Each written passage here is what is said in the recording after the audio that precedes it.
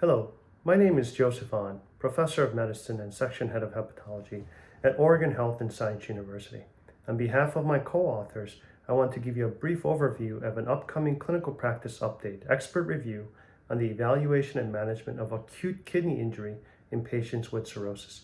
It's scheduled for publication in Clinical Gastroenterology and Hepatology. First of all, it's very important to recognize that acute kidney injury is very common in patients with cirrhosis. Nearly 40 to 50% of those admitted to the hospital with cirrhosis have acute kidney injury, defined as a serum creatinine increasing by 0.3 milligrams per deciliter, or more than 50% from baseline.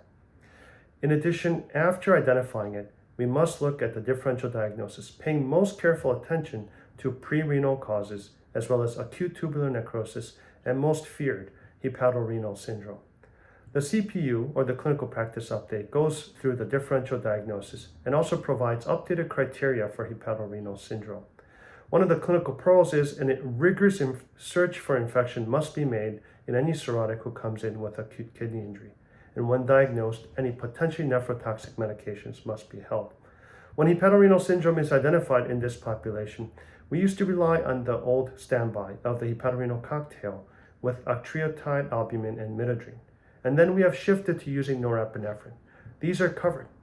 Thankfully, just recently, terlipressin has been approved in the United States by the FDA, and the Clinical Practice Update reviews its dosing and usage. For any of these vasopressors, we must be careful of ischemic side effects, including the risk of angina, as well as skin, finger, and intestinal necrosis. Renal replacement therapy is a bridge to liver transplant, which is a definitive therapy. We look forward to you reading this important CPU. Thank you.